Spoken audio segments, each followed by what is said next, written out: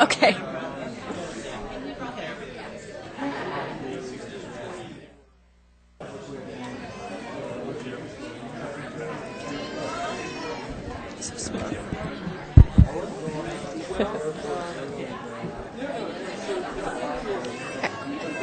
The volunteers are supposed to be.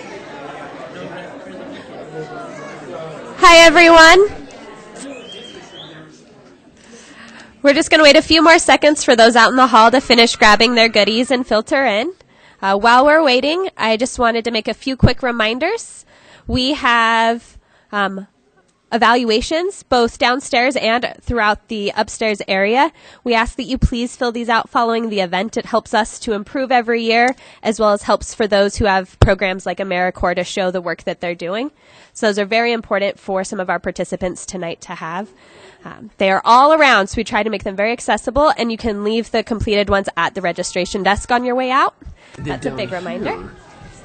And then the other reminder is we do have producers here for our farmer fair, and they have been set up downstairs. I believe they're going to come upstairs following the panel, but we encourage you to please talk to our producers, learn more about the work they're doing, and say hello, because they came out to share with you all the great things that they're doing. So now that we're all in here.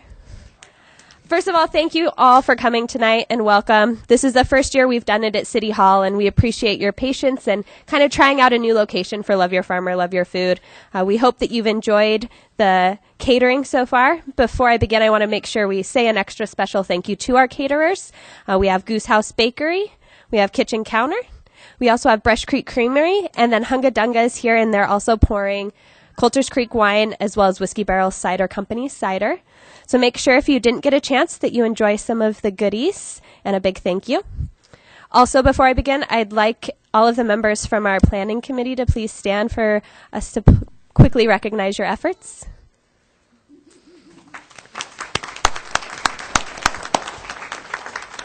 I think a few others are just running around trying to finish tying up loose ends while we start. I'm going to look at my notes. So today we are here to celebrate something really special, something that is really unique, and that's not just food. We think of food as this thing that we eat, but really in Moscow, it's beyond that. It's about connections, and it's about the relationships that we develop.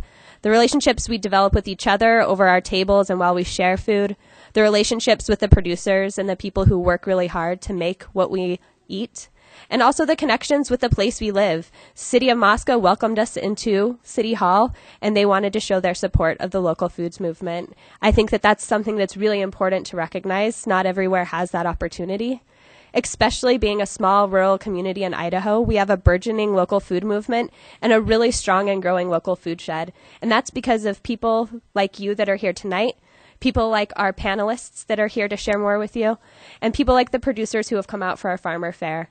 We really wouldn't have a community like we do today if it weren't for all of you and for all of the hard work that those who've come before us have really played in this magical place. So tonight, before I introduce our moderator for the panel, Colette had a quick something she'd like to do. So I'm going to welcome her up, and then I will take over.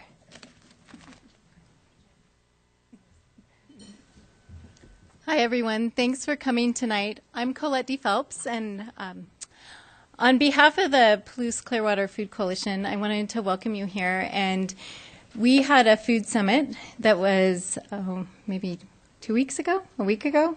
Time is really flying. 2 weeks ago. And one of the key people that we wanted to honor could not be there, and she is actually here tonight. And so we wanted to honor Cinda Williams. She recently retired, and she was really key in helping with the original Love Your Farmer, Love Your Food program, with the Food Coalition, and I think that probably most of the farmers here will say that she's been really instrumental in helping them become successful in their farming careers. So she has been an agent of social change, and so we got her this social change bag, and we really wanted her to know how much we support her in her retirement. And one of the things that she said she was going to do is that she was going to garden a lot. And, while, she's been pretty active, there's a lot of a desk job. Do I need to? Oh, yeah, that'd be great. So I just wanted to, show you how much that we support you, Cinda. So you could stand up. So Cinda said she was going to be,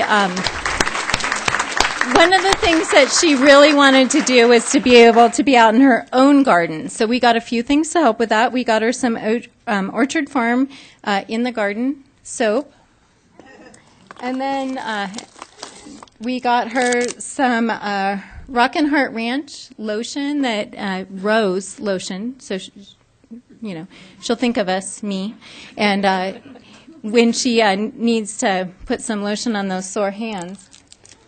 And, gardening is kind of a really big endeavor, and especially when you first get out there. So we got her some Epsom salts so that, she can have a really therapeutic soak after gardening. And we got her some, special water for when she takes a break.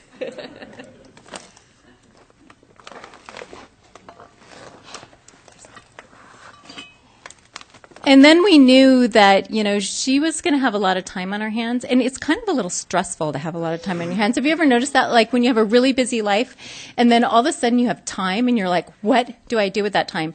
So we thought that she might be a little stressed out. So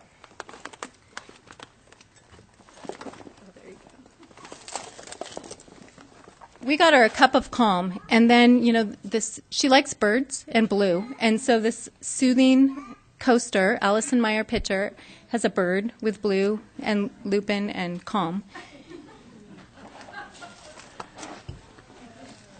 If she's really desperate, then we move on to her favorite wine, Coulter's Creek Chardonnay. And then, if you drink too much, you can get a little emotional. So finally, there's some Kleenex for when she ends up needing it because she's a little sad that she misses all of us in this work that she's been doing for so long. But more than anything, I want to thank Cinda and honor her for everything she's done contributing to our local food system. Thank you.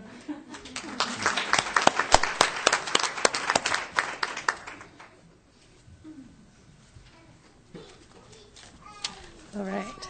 Thank you again, Cinda, for all you've done. I'm really excited to be here tonight. I'm very lucky to have an amazing job. As the Outreach and Education Coordinator at the Moscow Food Co-op, I get to meet a lot of our local producers, as well as a lot of our local eaters who care about the people who are making our food. It's been a special and magical thing for me. It's changed my path, and I really enjoy being part of it. I want to make sure that I recognize all of the organizations tonight that help make it possible. As you can see up on the screen, we have the City of Moscow, the Co-op, Rural Roots, U of I Extension, the Palouse Clearwater Food Coalition, the Palouse Fresh Food Project, which is ran by AmeriCorps Vista through the Center of Civic Engagement. So we have quite a few folks who care a lot, as you can see, and organizations that are here to support us. I'd like to also shout out to some of the groups that have provided raffle prizes for tonight. Again, just a show of support for our local foods movement. So we have a donation from Twin Creeks Farm, some of their super delicious cheese. We have a gift certificate from Omachi Farm, and then we have a $50 Kobe beef box from Prairie Kobe. They were not able to be here tonight, so we will make sure that we thank them later on. Without further ado, I would like to introduce you to our moderator for tonight's panel, Adam Reed. You want to stand up? Adam is the co-owner and founder of Victory Farm. I like how you worded it, not quite yet certified organic vegetable farm. He's got about 30 acres, and he's just north of Moscow. They have a CSA, and there's cards at the table downstairs to pick up to get more information. He is also a staple at the Moscow Farmers Market, so make sure you go and visit and check in with him. And lastly, I forgot during my reminders, I remembered what my other reminder was. We want to have a head count for tonight to make sure we know how many people came. So if you didn't get a chance to sign in downstairs, please make sure you sign in on your way out so that we know how many folks came out and we can share that we have such a great support for the local foods movement. Thanks. And it's all yours.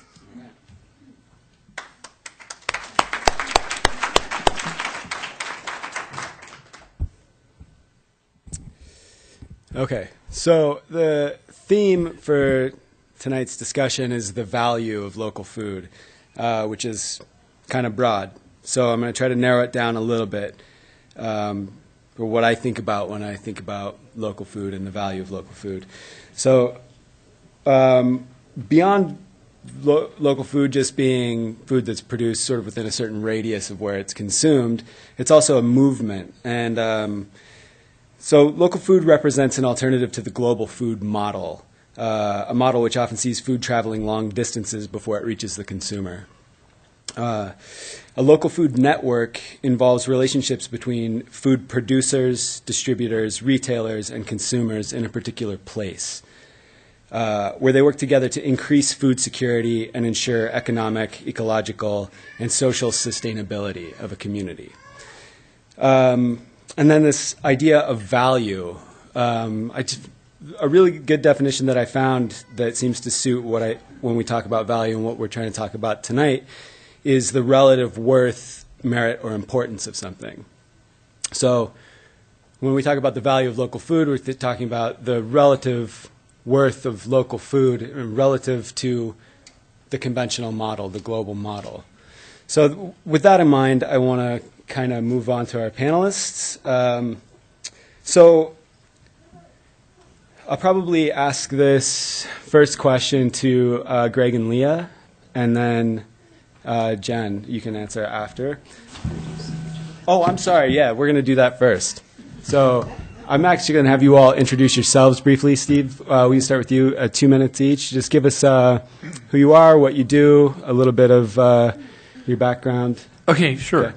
Yeah, hi, my name's Steve Sheppard, and I'm a beekeeper. I've been keeping bees since 1975. I also work at Washington State University doing research on honeybees, and we've been breeding bees for about 20 years, and more recently we've been doing some kind of interesting alternative pest and disease control things related to honeybee health. So, Great. Okay. Hi, my name's Lilly. I'm the owner of Sangria Grill Restaurant and Maialina here in Moscow. I've had sangria with my partner, George, since 2004. I grew up in Moscow. My family moved here in 1988. So I met my business partner in California, and then we moved back to open Sangria, and about 10 years later we opened Maialina. That was in 2013. We've been really committed to the local food movement and sourcing our products locally for about 6 years now. It's a rich, colorful experience that we switched to, and we haven't really looked back. So I'm just here to sort of talk about that in the capacity of a restaurant owner and hope to be a good contribution. My name is Jen Elliot. I have a farm east of here in Troy, Idaho, called Palouse Prairie Farms. We raise a herd of beef cattle and also pastured pigs, and the beef we grass finish. We started our farm in 2006, and hopefully tonight we'll get to share some of the things that we do on our farm that we feel make the product we produce unique and special, because we put a lot of effort into our local ecosystems and doing restoration and renovation. I didn't grow up a farmer. I came to this after a career doing other things as an educator and a landscape architect, but it's been a really interesting transition, and we've learned a lot in a pretty short period of time, and I hope to share that with you tonight. I'm Leah, and this is Greg, and we're Pokey Creek Farm.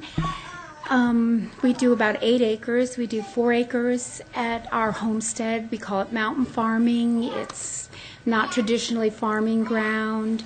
And then we do 4 acres on the St. Joe River. We're certified organic. We've been really growing intensely for the last 8 years, but we've been growing a big garden for many, many years. We homesteaded, we built our own log cabin, we put in an orchard. We've been there 39 years, I think.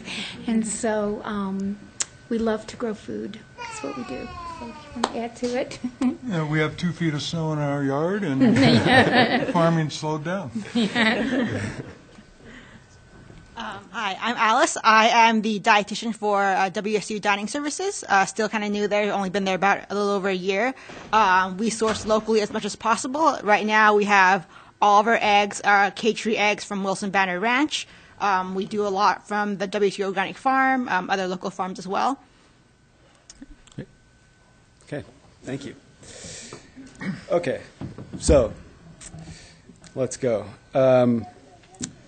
So Greg and Leah, I'll have whichever one of you or both of you want to respond to this first. So on average in the United States, produce travels 1,300 to 2,000 miles from farm to consumer. On average, how far does your produce travel to reach the consumer? And can you talk about what are your primary market outlets and about how long between harvesting and delivering it to the consumer? Well, let's see.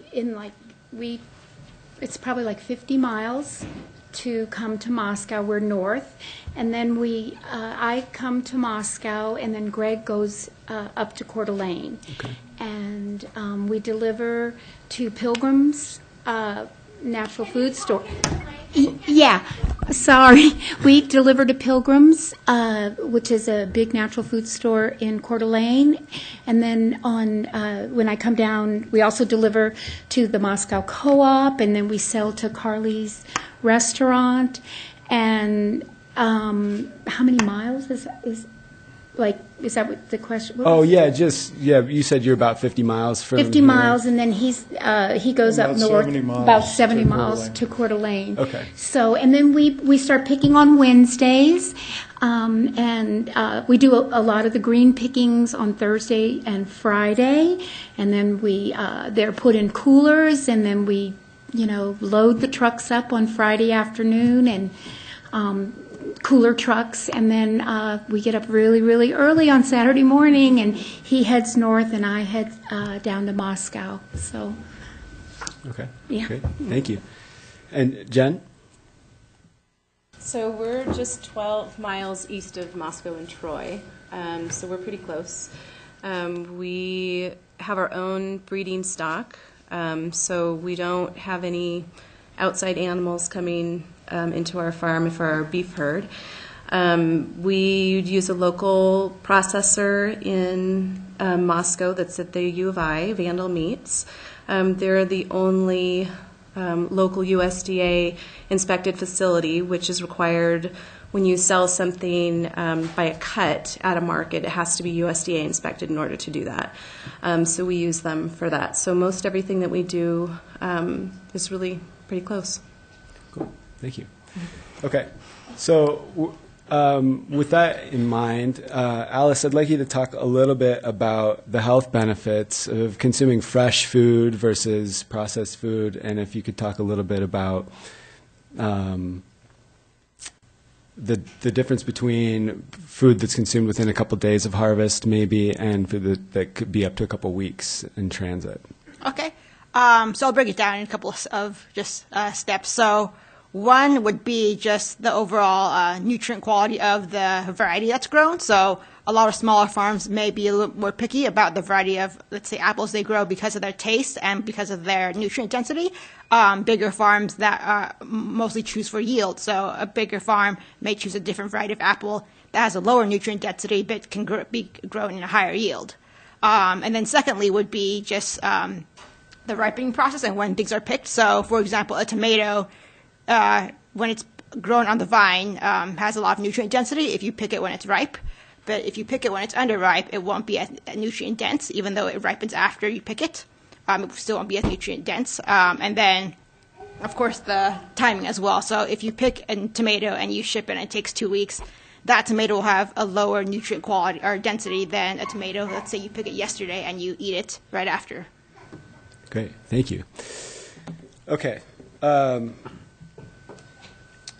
So then with this idea of nutrient density in mind and the nutritional value of fresh food, I was wondering if, Jen, if you could talk a little bit about any considerations that you make in management decisions on your farm with that in mind. And if you're making pasture management decisions or soil management decisions with that in mind at the end, if you could talk about that a little bit. Sure.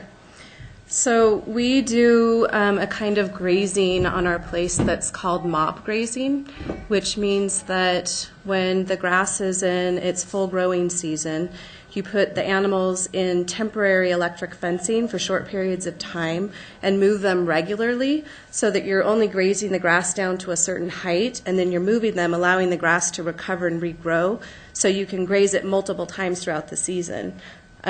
We also do a lot of cover cropping to do soil building, which is where you do, and it's also a form of weed management so that we're not having to use chemicals to spray. So say on our property, we have about 100 acres. We'll take maybe 10 to 15 acres, depending on the size of the paddocks, and we'll do a cover crop in that, and it can be a whole variety of things. The things that we've done in the last few years are just a rotation of barley or other types of grains that help kind of clean weeds up, and then you can harvest it when it's still green. In the milk is what they call it, so that you can have it for hay where we can still feed it.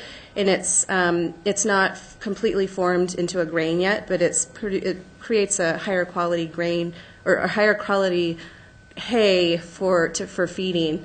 So we do those things. And then I guess the other thing that it makes me think of in the end product is, and just talking about like where Alice mentioned about where small farmers might select seeds that are different varieties that maybe they call it heritage sometimes, or older varieties that haven't been genetically changed so that they're just easy to transport and get somewhere. But in my world, I kind of see that similarly in a lot of commercial production of beef and pork that's particular to what I raise.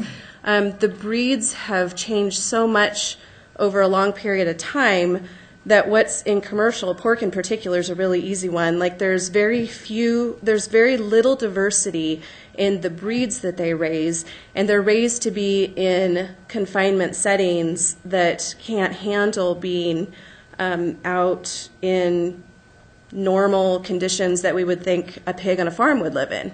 And I have an interesting example of that. I try and buy my pigs locally. It's kind of challenging to consistently get from the same person. I've had to buy from different people over the years, but for the last 3 years, I've bought from a 4-H student in Deary. And so I just call her up because I don't have a breeding herd of pigs. I just have breeding herd of cows. And so I call her up and I say, in the fall, I say, I'd like to get this many pigs from you, and can I make a deposit and reserve them with you? And I like supporting another local young person that's trying to get into the farming industry. It feels like a good match for me being a small-scale producer, supporting somebody else locally that's also doing it. So she has different varieties of breeds that she has different purposes for raising. So the ones that I get from her are a heritage breed called Herefords, which are red and they have longer hair, and they're just very durable and healthy, and their genetics go way back. And then she has all these other show pigs, which are what you probably see at the fair more regularly, which are white with not a lot of hair and pink skin, and they grow really fast. But this particular year, she had brought in a new pig that she had gotten from Iowa, and bought online, shipped to her online, sight unseen, that she had somebody auctioning for her at this fair because she's a pretty prolific pig grower to be a high school student. And so she had brought this new pig into her herd, and all of the pigs that were not of this Hereford breed, which we get, got sick, and she lost a lot of piglets that year. The Hereford ones didn't even get sick, and they came home to me, and they were totally fine, and there weren't any issues with it. And I was thinking in my mind, this is lovely. Like, she's going to realize what an enlightened experience this is and start raising all heritage breed pigs. And, well, she just decided that she was going to go all show pigs, and she just needed So anyway, long story short, to prove to me that the genetics of the animals you raise, and I find that's also similar in beef cows. Like, so if you look back at the genetics of different breeds of animals, they're more tuned in to grazing and being able to process grass better if they're breeds that haven't been changed to be part of the modern commercial meat production system. I just wanted to add something to that, because that's how it is for seeds too. You know, just trying to find really good quality seeds that are vibrant and and really careful about where you even get the seeds. That's what we've really found, and it just the vegetables grow so much healthier when you really kind of follow the seed source and just make sure that you get good quality seeds. It really makes a difference. So in seeds too, as in animals. Right. Yeah. I'll make one other quick comment about that. There's an author, her name is Jo Robinson. She's written a book called Pasture Perfect, which is all about why the benefits of grass-fed animals that are supposed to be grass-fed, like cows that have multi-stomachs to process that. And it goes into a lot of detail about why animals fed that way are healthier for you as the end person getting that, because what goes into that animal is ultimately what you're putting in your body.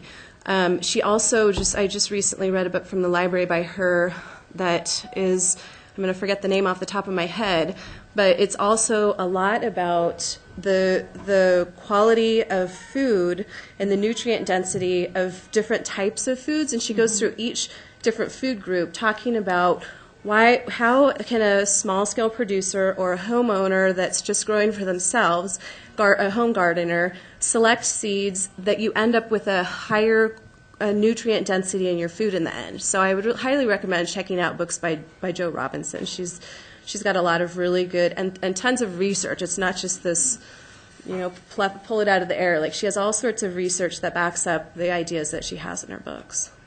Great. So, Jen, can I have one question too? Yeah. When you for the barley and the 10 acres that you do with the planting, do you use like no-till drill, or how do you? It's a challenge, actually. We own 105 acres, and then we also lease and farm an additional 160 acres because we put up all of our own feed for our animals and kind of adjust our herd to meet the amount of feed that we produce every year. And so sometimes that means reducing or that we can keep extra depending on how full our barn is at the end of the year. And so the cover cropping, it's a constant experiment. Every year we think, oh, well, this will really work, and then the next year we have to adjust it because it's a moving target constantly. And so the cover cropping has been kind of, like I mentioned, it's weed management, because without spraying things and having, I guess maybe I need to step back a minute, our property, and I don't want to take up all the time, I'll try and talk quickly, but our property was originally, like a lot of Palouse ground, farmed. It started out timber because we're out in Troy, and then it was farmed heavily for 30 years conventionally before we purchased it, with not a lot of crop rotation. So barley, wheat, sprayed constantly year after year after year. So by the time we got it, it was very depleted, and so that's kind of why we're trying the cover cropping. And so I think the barley is kind of a way to clean it up. We've had to do light tillage. So being that small size, we can't own a lot of very expensive, high-dollar tractors and equipment that pull big implements. But we've tried to have this approach where we do minimal tilling, and we're actually talking this year, no-till equipment is very large and it's very expensive. So for small-scale producers, it's pretty challenging. But there are a few around, and so we did an experiment last year with some native pollinator planting with a no-till, and we're talking to somebody that owns one to possibly help plant no-till for us this year, because we've seen that the soil disturbance, as we all know, causes more weeds, but we also find that it helps A little bit of tillage helps get a better planting bed. So, I mean, the cover cropping issue is really big, but we find that it's a pretty good balance for us to transition and add nutrients to our soil. We do a lot of legume planting, too, to try and add the nitrogen back in. So, Great, thanks. Cool. Thank you. And then, Greg and Leah, I also wanted to ask you a similar question. In plants, nutrient density in plants is correlated with overall soil health and mineralization rates and things. I wanted to ask you guys what kind of practices you're doing on your farm to improve your soil health. To build the soil up? Yeah, to improve soil health or to build your soils. Right. Well, soil is probably the most important thing in a farm. I mean, water is important, clean air, but soil is probably the most challenging. Our farm has expanded in the last 8 years to about 8 acres.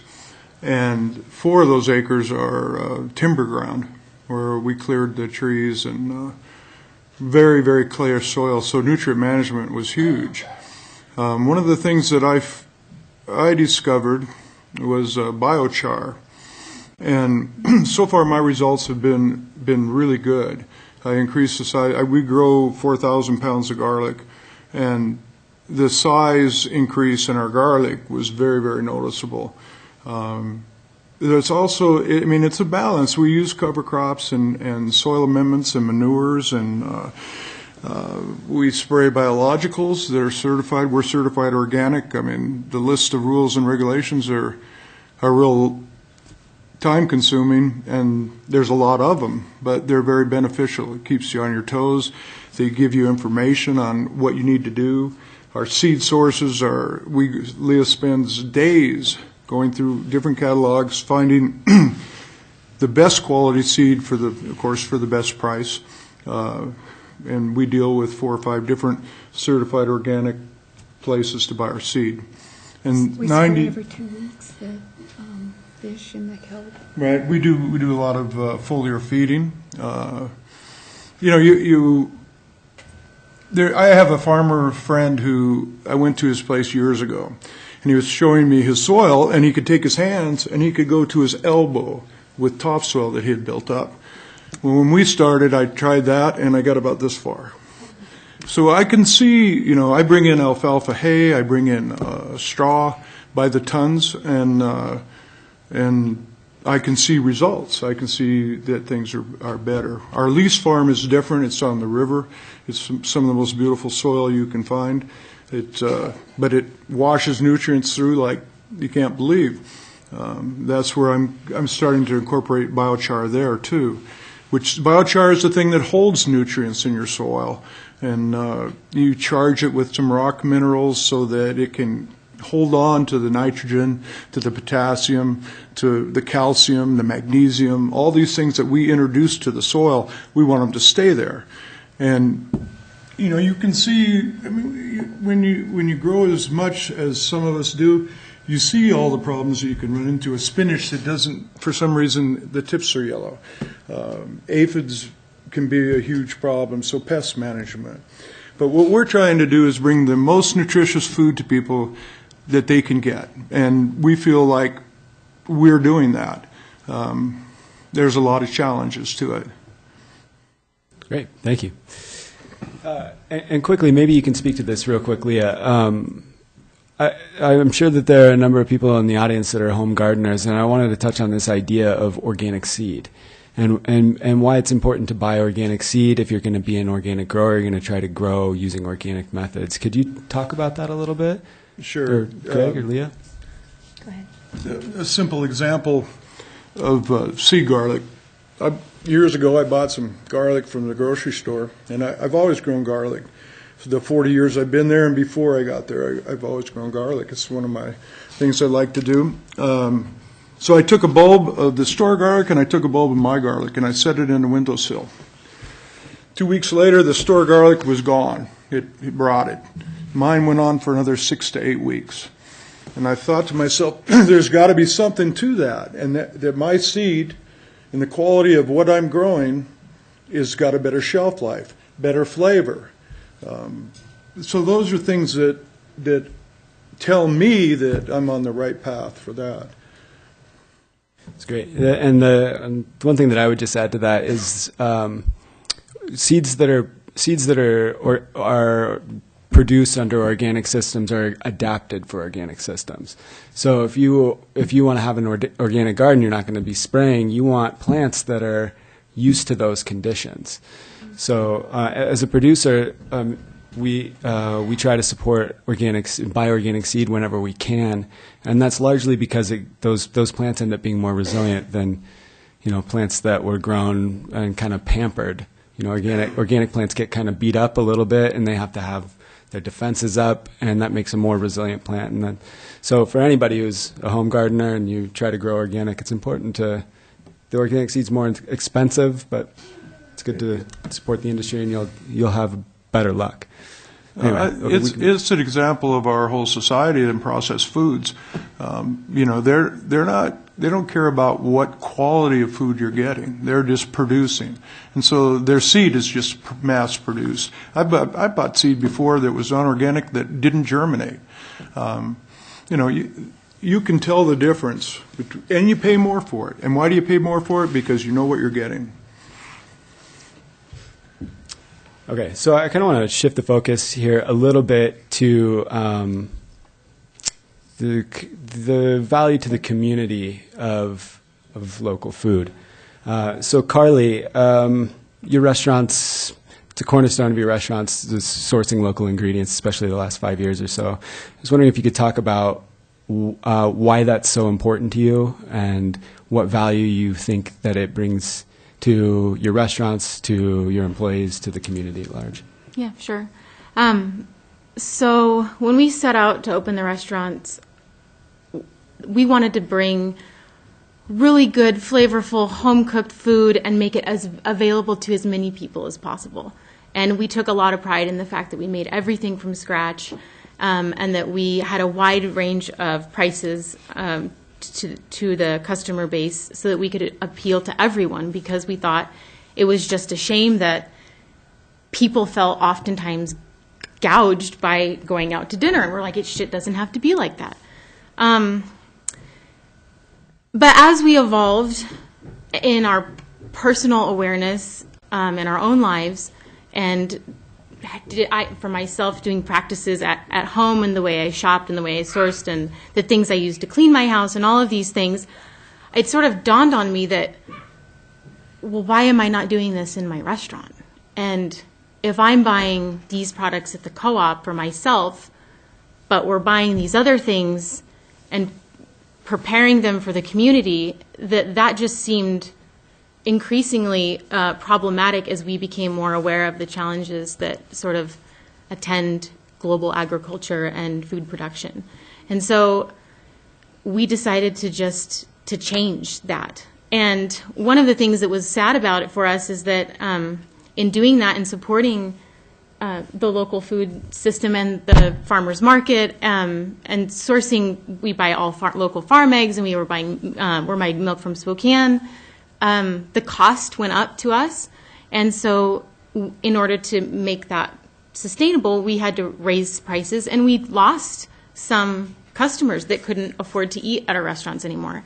And that was really upsetting to us initially. We thought, well, this isn't what we set out to do, and we never wanted to be part of the elitist sort of local food organic movement. And but how can we close the gap? How can we produce food that everyone can afford, but yet still stay true to these morals that we have? And we just sort of realized that we are going to support and do the things that we think are right and good for the earth and good for the community and good for the farmers and the people that are doing things that take care of the soil and take care of the animals and are producing nutrient-dense food. And hopefully our customer base will evolve into a group of people that also supports that as well. And we realize that we can't be everything to everyone, but what we felt was more important was rather than how can we cookie cutter replicate our restaurants, and we have a sangria in Spokane and a sangria in Seattle and a sangria, and we work down the I-5 corridor into Portland and grow our sangria grill empire. This was before Maialina. Because that's initially what we wanted to do. We wanted to bring Peruvian food that was homemade to as many people in the Northwest as we could because we were so passionate about it. And we just sort of changed our model, and we said, maybe the empire building is, and the, exact amount of, the same amount of spice every single time, and the reliance on this lettuce is going to come plastic wrapped and uniform every time, so it reduces our ability or the need for us to train somebody to deal with 17 different varieties of romaine lettuce. That was really important to us back then. And so we just sort of had a mentality shift over the decade and decided that those things didn't inspire us, and we didn't feel that they were the way that we wanted to function within our industry and within the community. And so we scaled back our plans in that regard, but very much pursued plans in other areas. And so we forged relationships with local farmers, and we started shopping at the farmers market, and we started investigating what are the effects of monocropping and what are the effects of pesticide use. And as we started making these little changes, saying, we're going to get, I think the first time, one was actually a winter greens project that Adam did at the WSU Organic Farm.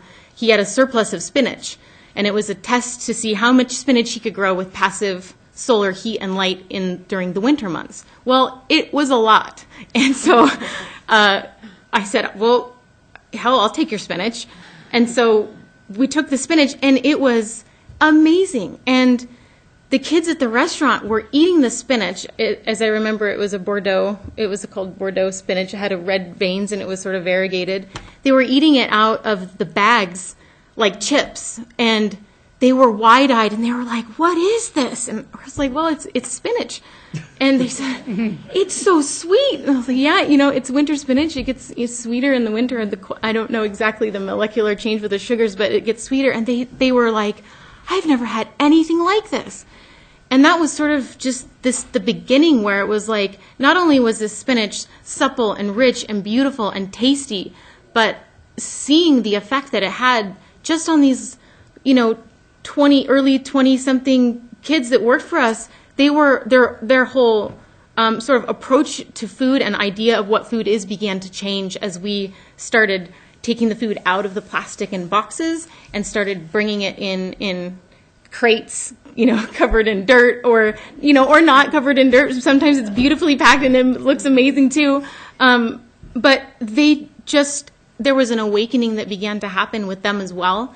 And so just sort of all along the way, we began to make these small decisions, but then every time we made a decision, we sort of saw an effect that we didn't expect, and it further reinforced that we had made the right decision, and further inspired us to continue pursuing those types of things. And so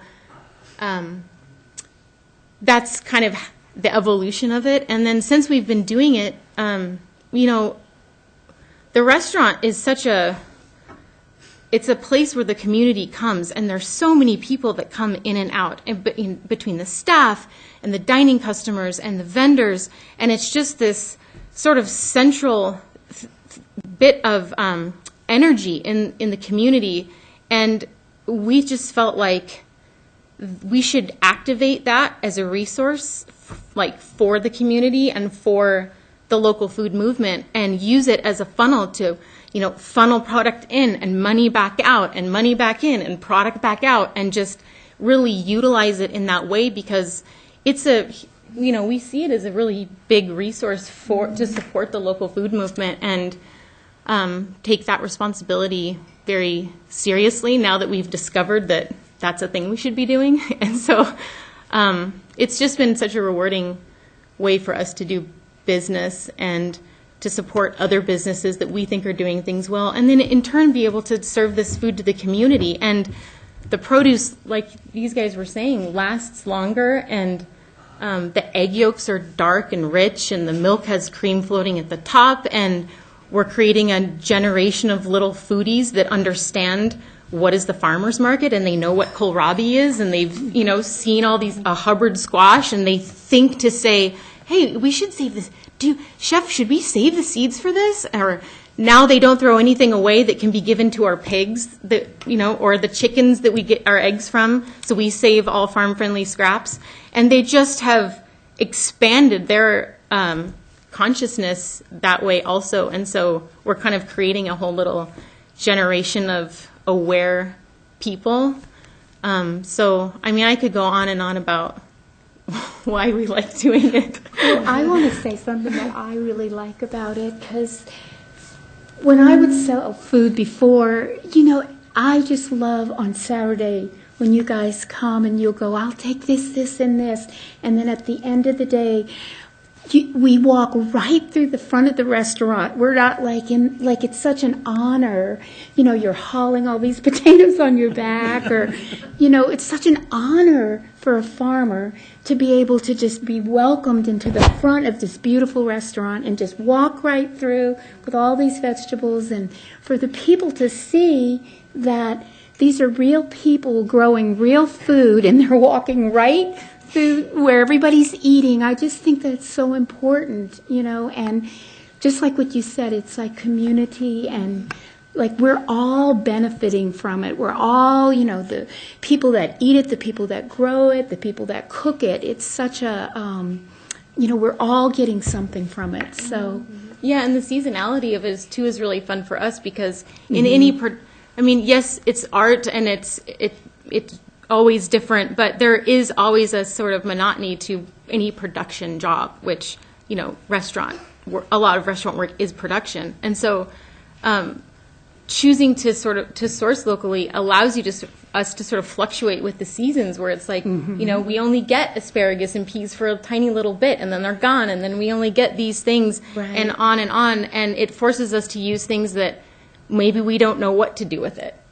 Or maybe there's a hailstorm that destroys somebody's cabbage crop, and the cabbages are all pockmarked and not proper for farmer's market, but we can peel it back and use the cabbage, no problem. But the for us in production, the monotony is solved with seasonality and all of this local produce, because we don't choose most of the time. Sometimes we coordinate, but we don't choose what you guys like to grow and what works best for you. So they might have some super random strain of something that they love growing, and we're like, what is that? Is that a radish?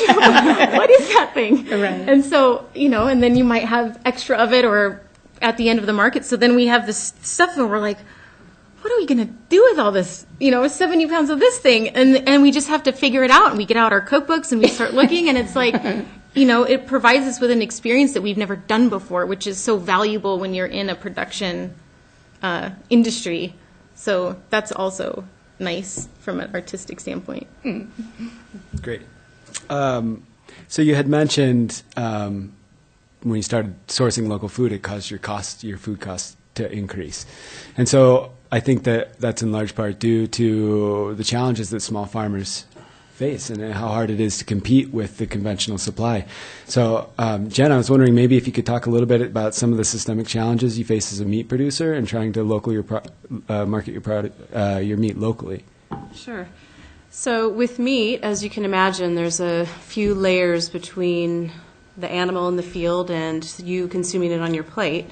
And I was talking to Adam about this when we first chatted. I go back to my family history.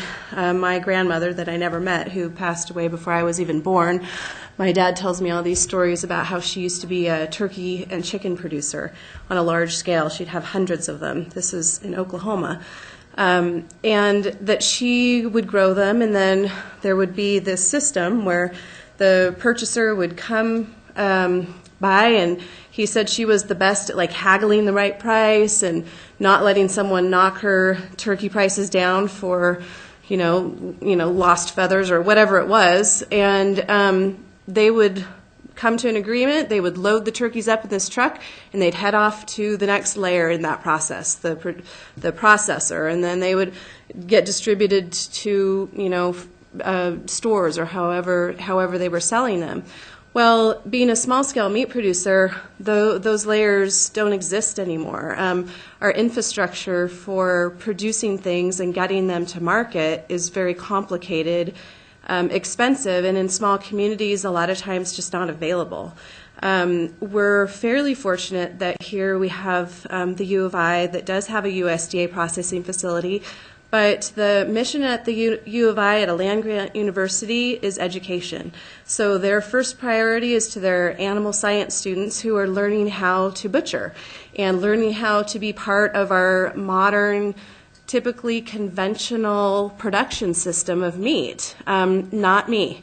I'm kind of a secondary client of theirs, which is challenging because a lot of times when I need to have product, I'm in the process right now of trying to figure out how to go to the farmer's market this year and how much product I have based on when I harvest, which is in the fall, because when you have a grass-fed product, you don't just randomly harvest in January when there's 4 feet of snow outside. It just doesn't happen. You end up with a different product with something that's grass-finished as opposed to something that you're finishing on grain where it doesn't really matter. So the process of me being able to arrange something that I can actually get to the market to be able to sell, because like I said, it has to be USDA inspected for me to sell an individual pork chop or an individual steak. It has to go through this process, and that's the only facility in this area that does that. So sometimes the connections and the infrastructure for small-scale producers is not only complex and challenging to manage, but it's also a lot of times not available.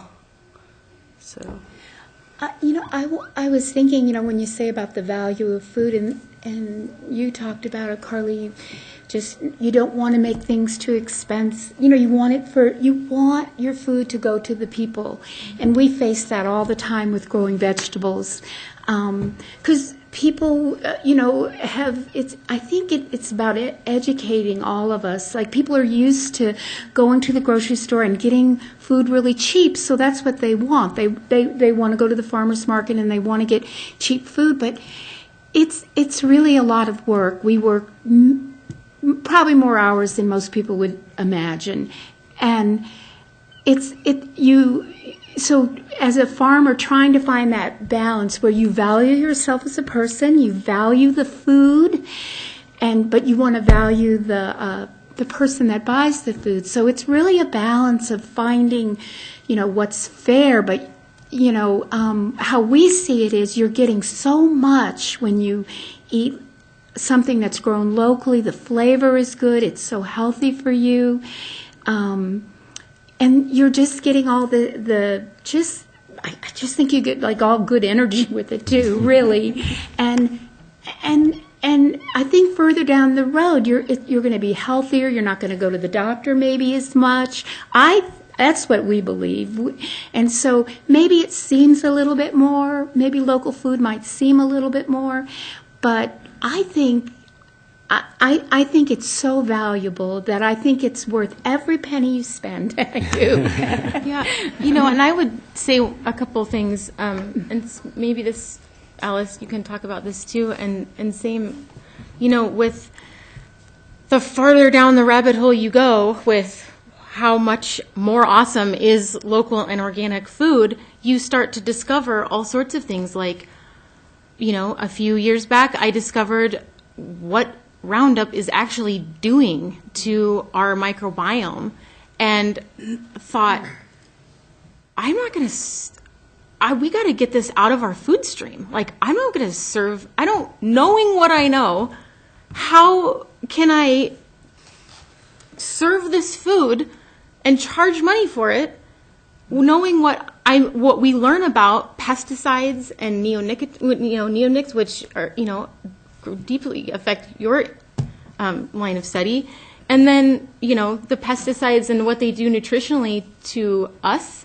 and we try very hard to remove that everywhere we can. But, it's very, very difficult in our food system to eradicate glyphosate in the food stream and pesticide residues in the food stream and, support farms that don't use neonicotinoids and are supporting the health of our pollinators and keeping the whole thing afloat, is what you are working on. And people need to understand how broken the conventional food system has become, and it is going to be a hard road getting out of that. And that's one of the reasons why we're so committed to supporting the people that are pushing in that direction. And when we talk about the expense, it's like, if you guys were getting the subsidies that big ag and big meat, all those guys were getting, it would level the playing field a lot. Mm-hmm. And I don't think that people understand what is in the price per pound of meat at Winco, and what is in the price per pound of produce, and what is in that number. And if you could see what was in that number, I bet most people would be much happier to pay a higher number if they could see what was in that number and compare them side by side. But we have to fight legislatively to even be able to get access to what's in our food. And I feel like the more aware that people become and the more educated that they become, the easier it will be for them to justify the cost when we talk about, nutrition and then just the responsible way of doing things and protecting the planet. And, food is just, it's the crux of everything, because we need it to survive and we need the planet to make it. So we have to start fixing things. Agreed. Greg, did you want to say something? Well, I went to a workshop on GMOs a few years ago, and the guy threw out a statistic that he's a professor from Purdue University, retired, and he said that 1 in 70,000 kids were born with autism in 1970, and today it's 1 in 70. And he went on to explain the direct correlation between genetically modified foods and those diseases that are coming about at such a high rate. And a lot of it has to do with the science of why you GMO a plant, so that you can spray Roundup and the plant's not hurt, and of course the weeds die. But it creates a formaldehyde on the plant and on the food that in return, when you eat that food, you're eating that formaldehyde. I mean, they have all kinds of science behind it, studies they did with mice, that mice wouldn't eat the GMO corn but would eat the non-GMO food. And the mice got sick that ate the GMO, the mice that didn't. And there's a lot of evidence, but because of our society, we're not letting that information out like we should. Mm. So education is huge, and the value of food is the value of your health, too. Mm-hmm. Great. Okay, so we got to move on here real quick. This issue of pesticides coming up brings me to my next point. Steve, I was wondering if you could talk about the role that pollinators play in the local food system. Sure. And what people could do at home and in their daily lives to support pollinator health, and thereby indirectly support the farmers that rely on those pollinators and the food system as a whole. Sure. All right. Yeah, I'll try. Go. First, Ben, I do want to say something about bees first. Okay. But, so like what are bees? You guys all know ants, bees, and wasps. They're Hymenoptera, right? This whole group.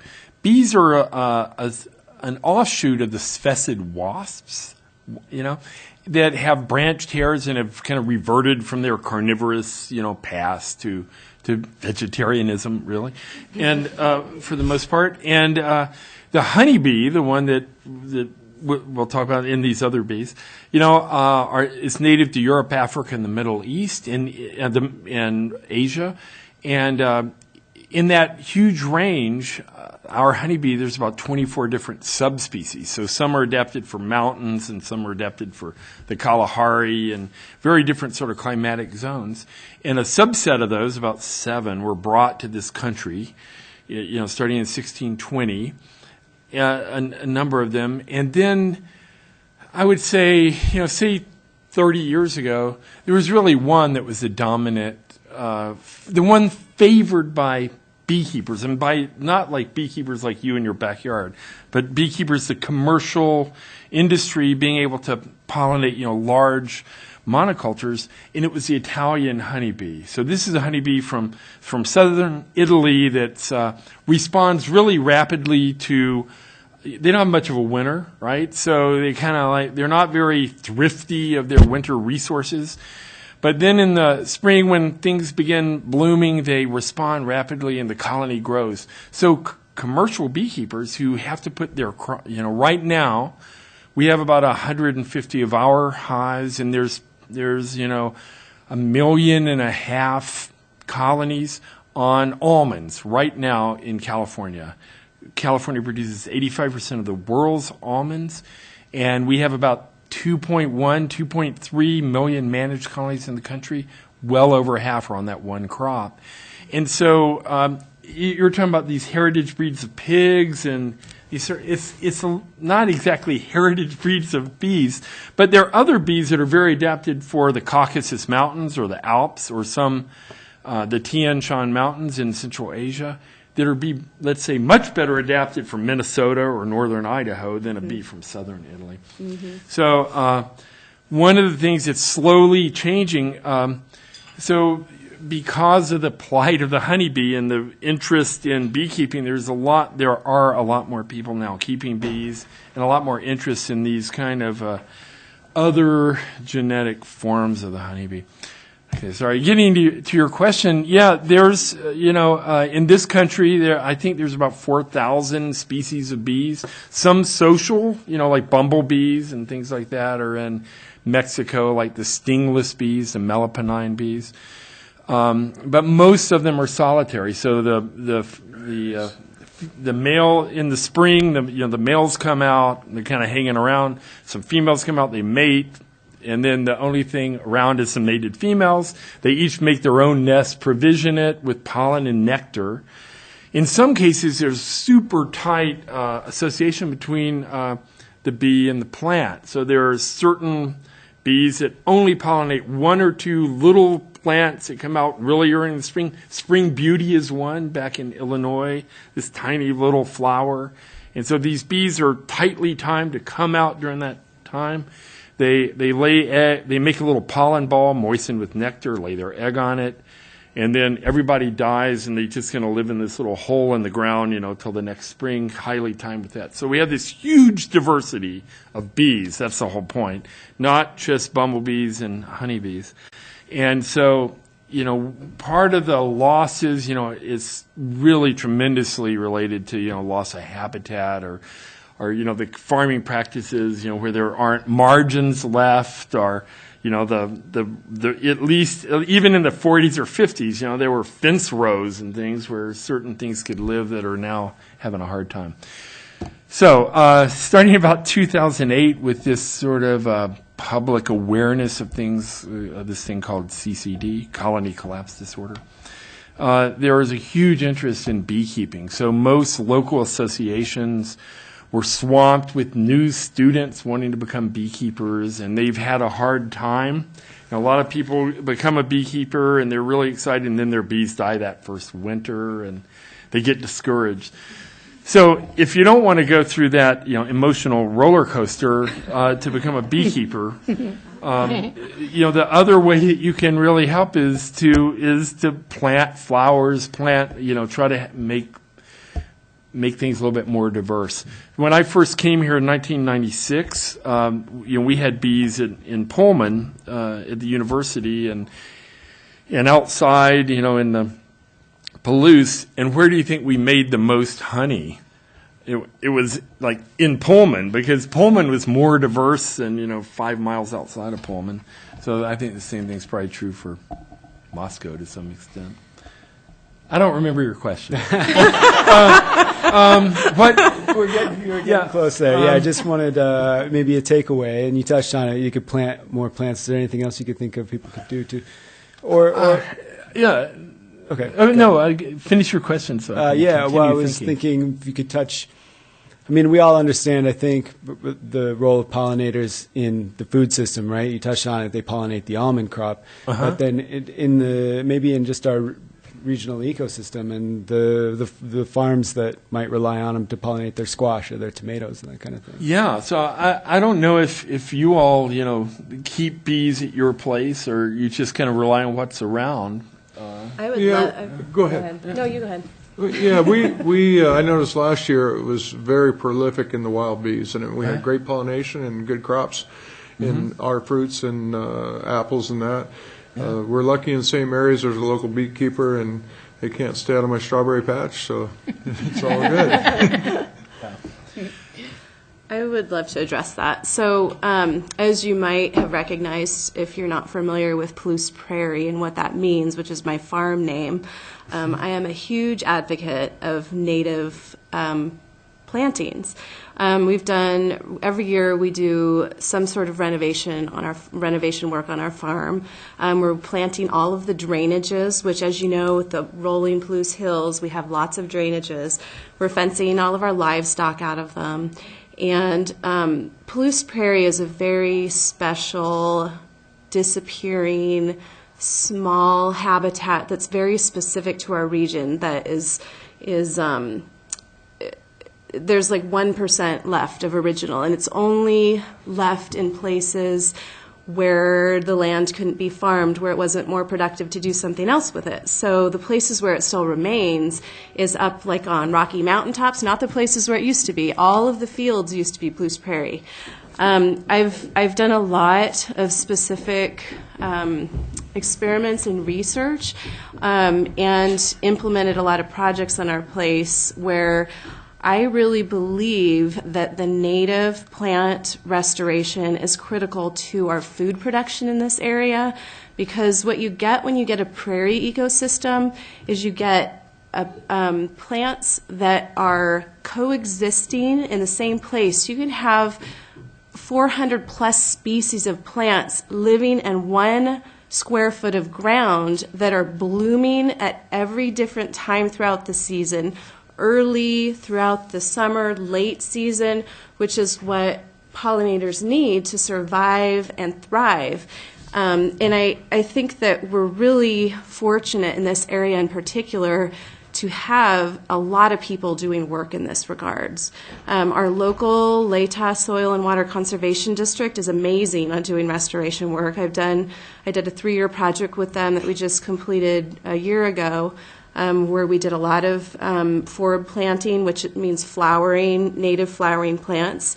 In Genesee, there's a local producer of native forb seeds called Thorn Creek Native Seed that is taking this from small-scale production in row cropping to field-size production.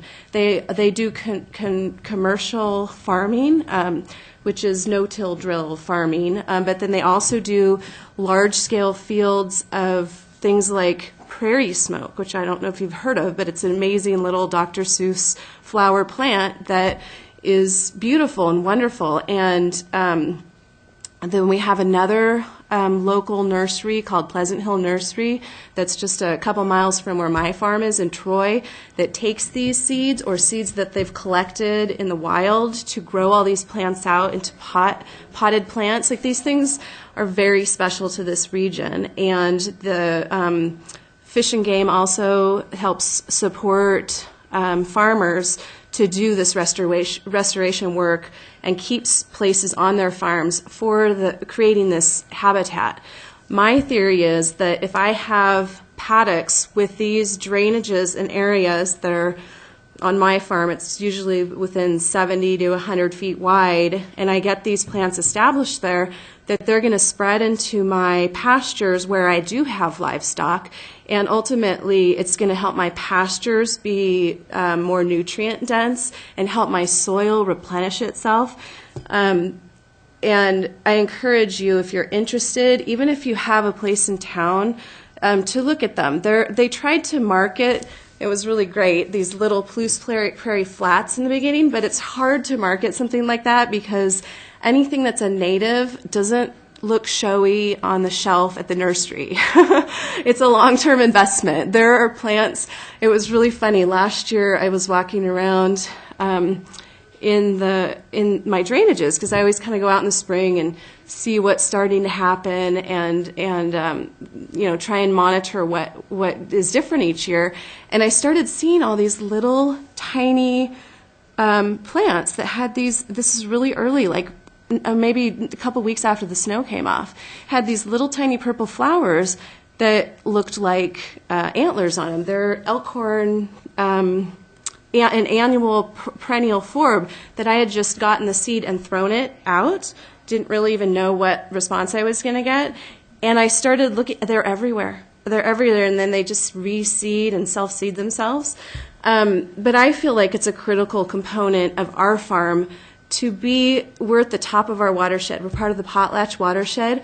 Nothing runs into our farm, so we're lucky because we don't have to worry about a neighbor that might spray a field that drains into our property that we have to worry, is that going to kill my plantings? I have the advantage of not having anybody run onto my property, but I also feel a great responsibility because when I look at our watershed and the impact that I have by managing those drainages, I just looked the very first year that we had, the very first year we moved there, I planted 3,000 plants before I even had a house to live in. If that tells you what kind of nut I am. But I also look at the changes that in 1 year of changing how we managed our ground, of how I have photographs with all of our drainages, 2 to 3 foot deep gullies with soil, and you've seen it all running off down the drainage, so muddy that it clogs up culverts and water runs over the roads, that landscape restoration makes a difference. And I think it can be incorporated into full-scale production farming and can have a benefit too. I think sometimes it's easy to get into this mode of everything needs to pay, but I think that in the long term, those things do pay off. That's great. Okay, thank you. So I think that we have got to move on to audience questions. So, let's do a raffle first. Okay, we're going to do that first. So we will do the Twin Creeks raffle. You can wait a second so everybody can get the raffle tickets out. Hopefully you stopped and checked in at the desk. That's where the raffle tickets were. And 498-4504. So the cheese is actually in the freezer, but I'm just going to give you a container to remind you. We'll do the other one after the audience question and answer period. And this is the only mic we have, so we probably want people just to kind of line up. Yeah, go ahead and line up. If you have a question, you can come up here, because here's the microphone. Unless you want to just holler. You want to holler? Okay, go ahead. So I really wanted one of those I am a farmer sticker, but I realized after you guys, it's not happening. I do have a question about seed saving, because I hear a lot of that. And I hear Leah and Greg say that you're looking at catalogs and everything. Do you do any seed saving? I used to, and sometimes with lettuce, well, we save all our garlic seed. Potatoes, garlic. Potatoes, like shallots, garlic, but like things like broccoli and cabbage and carrots. Sometimes when you save your own seeds, I'm not always sure that it's going to work out, and I have to know that I'm going to have that crop. So, but right. You have to isolate plants to get your own true seed, and that's a whole science in itself. Right. And but so we do, like he said, potatoes, garlic, shallots. Yeah. I think there's something else. But as far as it goes, we rely on High Mowings, Johnny's, Irish Eyes, and some of those other places that are specific with that. But I know that there are quite a few farmers that save their own seeds, and I think it's a good thing to do. Really good thing to do. Yeah. Kathleen? Yeah, I have a question for Steve and Honey, and I saw your Yes. Yep. Oh, you mean where it comes from, or? Sure. So.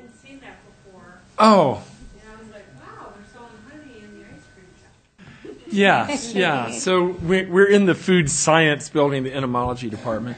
So it's probably been about a decade. So when I first came, we had about 3 hives at WSU.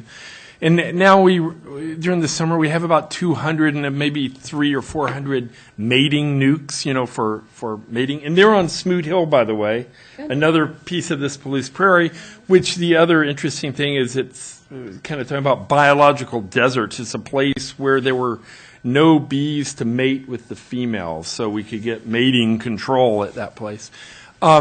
Anyway, so we don't really manage bees for honey. It's kind of, I don't want to say it's a byproduct, but it's kind of a byproduct of the things we're doing. And actually, I would say almost half of our honey comes from either from Idaho. I live near Troy also. I have some land there, and that's where we have some bees from the Caucasus Mountains and the Tian Shan Mountains, some breeds that we're working on, and so a lot of it comes from Idaho. So it's kind of mixed. And what we did 10 years or so ago, we went around and looked at all the prices of honey and then made the price higher than that, because otherwise it would be state resources, being used to sort of compete with private people. And so we just sell it all pretty much through Ferdinand's. And we usually run out. So there's some there now, but usually we'll run out in the summer, and then kind of in the fall is when we have the next crop. Was that your question? I can tell you, so we commercially, for the most part, most commercial operations, they heat the honey pretty hot, and then they can run it through either diatomaceous earth or some kind of filter under pressure to remove the little crystals. So nectar is sucrose, and the honeybee adds this enzyme used in the old days invertase, but now it's called sucrase, that splits it into fructose and glucose. But there's always a few crystals of sucrose left, and that's why honey crystallizes, So if you're a commercial person trying to sell in the grocery store, the consumer doesn't like the honey that isn't liquid, as it crystallizes, so they won't sell it. So they heat it up and filter it extensively, and then that way it'll have a long shelf life. So at WSU, we don't do that. We just kind of strain it through some nylon cloth. And so if you go to Ferdinand's right now, most of the honey is actually crystallized. And if you go to other countries, they, especially places like Uzbekistan or Kazakhstan or Turkey or Brazil, people at the markets, at farmers markets, wouldn't even buy liquid honey, because that's just for the tourists that don't know that it's really 50% corn syrup. They buy crystallized honey because they know it's pure. So it's anyway. Hi. So a little background. I come from a super poor, very rural, small town in southern Idaho, and my goal is to feed the world. So my question for you guys is where do you see organic agriculture in that step to feeding the 9 billion people that are going to live here? What was the question? I'm not very good. I ran a chainsaw too many years. I can't hear well. The question was, where do you see organic agriculture in the effort to feed the growing population of the world? Well, they've already proven they can grow on large scales in California, all over the United States. I think the small farmer is a better way, but I think to feed billions of people, you can grow organic food for the world. And I think that should be the goal, that people should eat healthy food. And there's no difference. The type of machinery that we use in organic farming is a little different, but not much. And you see fields, thousands of acres of brown rice in California and different things. And so it's just a matter of practice, realizing that You know, we can't put up too many more parking lots on top of our premium farm ground, but, you know, that's one thing. But the other thing is that everybody has the ability to grow organically. There was a study recently, I think authored by John Reginold at WSU, that assessed the production of organic versus conventional, and his study shows that while the yield might be slightly lower in organic, but just slightly, all the other areas of the pie chart, the soil diversity, the cost of inputs like pesticides and all of these other things that need to be done to manage those processes, like laser leveling and scorching it to sterilize the soil, and all of these things go away when you switch to organic, that it was a much more sustainable way of doing things, and then in the long run actually produced more for less. So I think that organic is like 1 or 2%, I think, of global population. But if the people start saying, you know, we want organic food, which I think you see as, you know, Huckleberry's expanded their section. The co-op is always packed. People ask about where the food comes at our restaurants more than ever before. If the people start to demand that they don't want this chemical-laden food and they don't want things wrapped in plastic that, you know, is not nutrient dense, maybe then we can start getting government subsidies to help and support organic farmers, and the tide will start to shift and level the playing field and make those products more affordable to more people. I would add to that so in the developed world and in the developing world, the same proportion of food is wasted. In the United States, about a third of the food, in the United States and the developed world, about a third of the food that's produced is wasted, but it's wasted post-consumer. This means that it's either it's wasted because some people buy it and simply don't use it, or it gets thrown out of the grocery store because it's unmarketable. Some of it doesn't even make it off the farm because the retailers won't take it because it's blemished or whatever. In the developed world, it's an infrastructure, or the developing world, it's an infrastructure problem, right? Bad roads, lack of transportation, no refrigeration, that kind of a thing.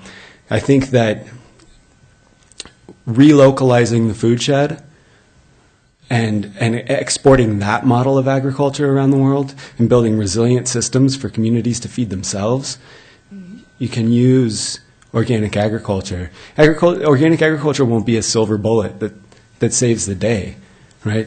But I think that as an overall management practice for lots of agriculture, especially smaller scale, it can definitely do the job. Yep. This relates somewhat to what's going on. It's not food. It has to do with pollinators and so forth. The younger generation, not too many here. Moscow High School Soil Stewards Club has put in a native plant garden on their grounds a few years ago, and they're expanding that, and they're hoping to put some beehives in for pollinators in town. So we're talking about the younger generation, young 20s and so forth. So there's some out there. I'm not involved in that group at all, but I heard the report at the Palouse Foundation what they were doing not long ago. So we're encouraging. I wanted to ask Alice about that because you mentioned that WSU's sort of been purchasing all of these things and doing these things for these reasons, and is that student driven and the interest in the students, and is there a department that's saying, hey, this is a better deal for everybody nutritionally, we should be supporting this as an institution? And what are the students and the young people saying about those sort of changes? It's a little bit of both. So we have both ends of the spectrum. So we have the students who care about where their food comes from. You know, they want more local, they want more sustainable, more organic, more vegan options as well. And then on the other end, there are students, we start doing that, and there are students who want lower prices. So obviously we can't really do both. So there's kind of a little compromise there. We do source locally when we can and when it's financially feasible, because we are a self-operating dining services business. We're not contracted like Sodexo. We have a financial responsibility to WSU to break even, and so we source locally when we can, and then we will source locally from the WSU organic farm, but not have all of our produce come from there, but some of it does. So we do as much as possible in consideration for the students, bring the students value as well. Great. So I think we've got time for 2 more questions. And I think you had a question? Well, I think behind you. Sorry, I'm sorry, Nancy. That's all right. Behind you. I think she was. All right. Oh. So, what's it like to have inspection from the United States Department of Agriculture to become certified?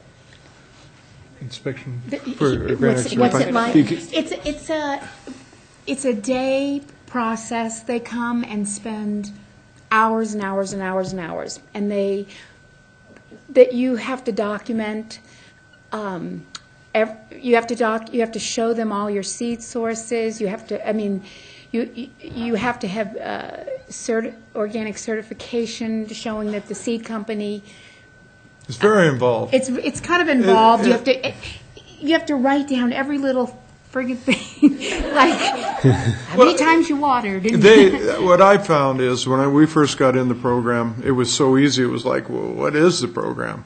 And then it changed. The government put their fists down and said, well, we're not doing our job. So then it took me 3 years to get it back into the program because of the way they changed it. And it's a kind of a paper trail.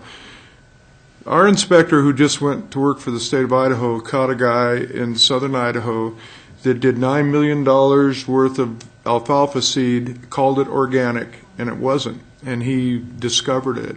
So we got to hear that story, which was kind of fun. It made us feel like, well, okay, we're not doing any of that. But they come and look at your farm. They check everything out. They check all your paper out. They question you a lot. They spend a lot of time. They have tests. They'll take a seed source. They'll say, okay, you're planting radishes. Okay, where did you get your seed?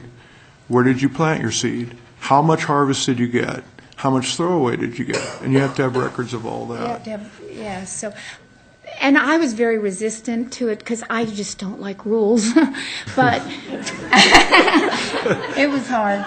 But I actually have really learned a lot, and it has really helped me.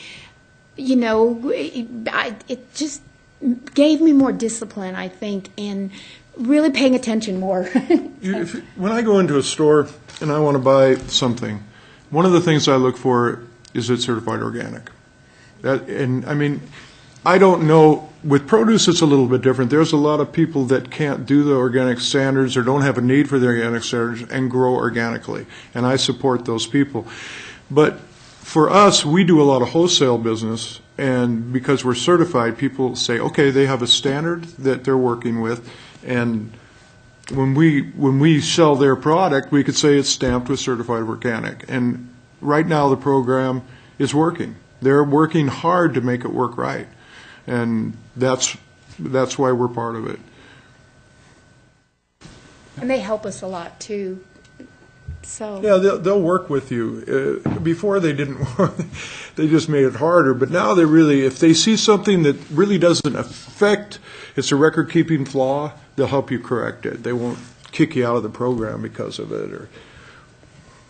Okay, and I think we had a question here. My question is about food waste, and this is for Alice and also Carly. What do you do with the food waste? Does it just go into the garbage, or can you sell it? Okay, that is an excellent question, a perfect question.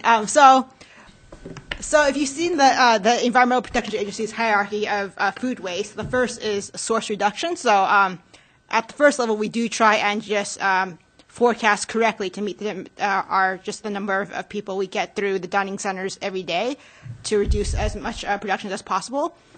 And then anything we don't use, we will repurpose in other foods. So, for example, like using leftover things in soups. So things that are kind of, it's not gross, it's still edible. And then kind of the next level would be composting. So we compost really any waste after that. Currently, that's what we're doing. So anything waste that comes after that.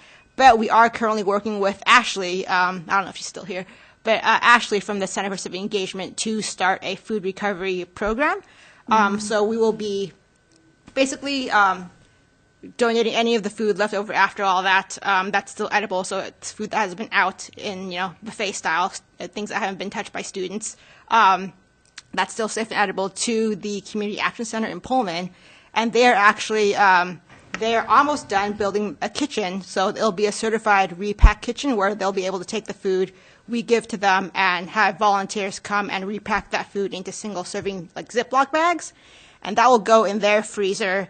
And so clients of the CAC can come in during food bank hours and get that food and microwave it, prepare and reheat however they need to. That's good. And then at the restaurant we do, sort of similar things. We don't have the ability to compost, but we save the scraps, prep scraps like ends of celeries and things like that, and anything that can be eaten by a chicken or a pig goes back to the farm weekly. So we save big bins in the walk-in of just all food scraps.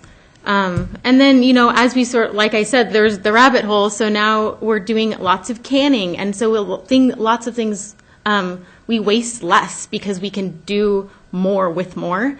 And the shelf life, again, I think that was mentioned earlier tonight.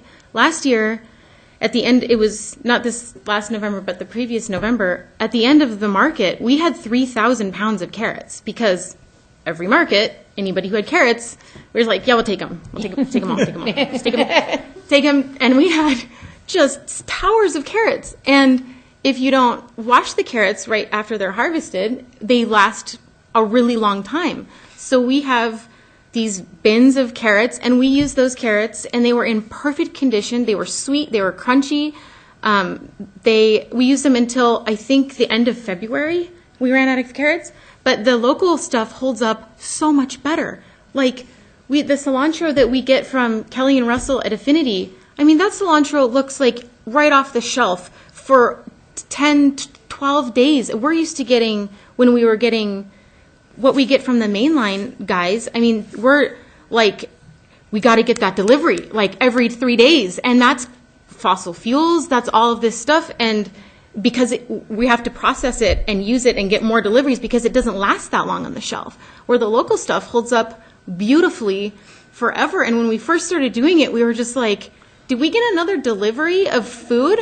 Did somebody come by? It's like, oh, check the date. Like, oh no, that's the same. Those are the same bell peppers from farmers market. And I was like, oh my God, this is amazing. And now we're just used to it. Where when we have to switch to a mainliner for something like in the dead of winter, we're super annoyed about everything. We're like, oh, we can't wait till you guys start growing stuff. And then we're like, oh, North Idaho, we don't have anything until like June. But yeah, we save, we do those things, and then the waste goes down with just, I think, the style of sourcing. And then, like I said, when you start using those beautiful products, you don't want anything to go to waste. So you start figuring out, how can we make sure we don't throw any of this away? Well, that's canning, that's, soups and vac sealing and freezing and putting stuff up. We bought hundreds of pounds of a special Peruvian yellow chili from Tana Makers and froze them and vacuum sealed them, and we're using those still to season the food at Sangria. So I think that just using that type of food causes the waste to go down. Okay, I think that's it for questions. Misty's going to raffle something. Thank you so much for moderating, Adam. It's nice to have a producer's perspective in helping lead the panel discussion. The original plan was to raffle throughout, but everybody was having such an engaging conversation that I forgot. So we have a few more raffles to thank everyone for staying. I do encourage you to stick around after the raffles and talk to some of our producers. And if you had a question that you weren't able to ask, these lovely folks will also be around during the farmer fair. As you see, they all have name tags, so you should be easy to find them. The farmers also have name tags. So the next thing, and I also forgot, Swallowtail did our beautiful, there's table arrangements out front, there's this one, and they donated a few as well. So I'm going to raffle the Swallowtail items first. I forgot I lost my Vanna. Ashley, will you grab off the raffle table the little cups and bring them over? Iris is going to help me, but I sent her on another task. The glasses with the plants, with the succulents.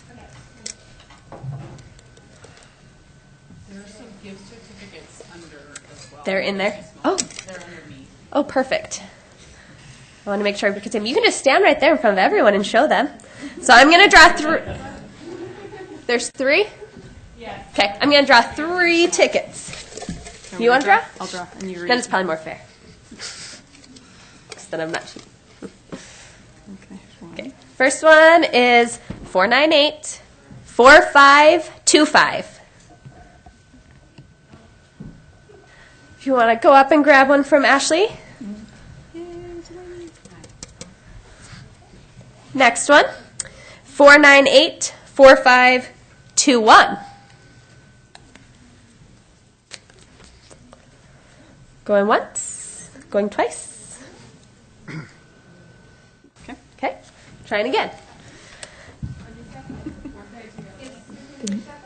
Yeah, gift certificate with the glass. Yeah, with the two small, the gift certificates go with the small one, and then that big one will be by itself. Okay, good. I didn't remember how many numbers were the same on all the tickets, so. 4490. All right, David. So there's one more of the little ones with a gift certificate, one of the big ones. You ready? 4502.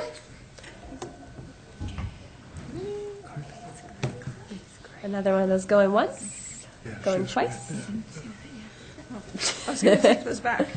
I'm holding them the up. bad ones. 4488. All right.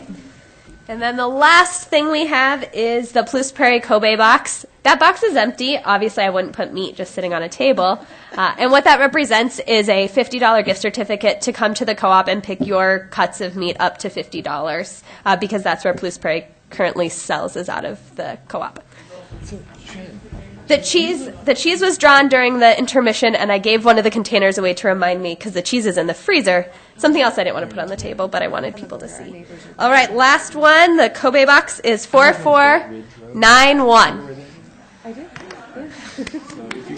Just snag the box.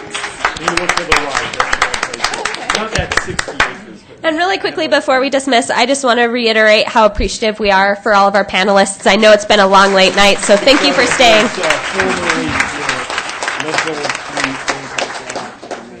Go enjoy the rest of the food and drinks. Please fill out the evaluation. Right. Yes, yes. You do it now. Trying to figure that out. Okay. Huh?